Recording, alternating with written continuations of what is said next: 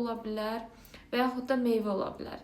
Və bunlar bədəndə müxtəlif proseslərə məruz qaldıqdan sonra lazım olmadığı üçün gələcəkdə lazım olar deyə ehtiyat qida maddəsi, ehtiyat depo olaraq bədənin müxtəlif yerlərində toplanır. Həmçinin də yağ vəzlərində və bir müddətdən sonra bədənin müxtəlif yerlərində pi vəzləri, pi toxuması artmağa başlayır. Və bizim ən çox qorxduğumuz piyələnmə növü isə abdominal piyələnmə dediyimiz qarın nahiyəsinin piyələnməsidir. Çünki məsələn, qolu pi tutar və yaxud da ayaqları pi tutarsa, ayaqlarda çox da həyati vacib orqanlar yoxdur. Yəni təbii ki, damarlardır, əzəlilərdir. Ancaq bunlar pi toxuması bu orqanların fəaliyyətini çox da bir yerdə pozmaz.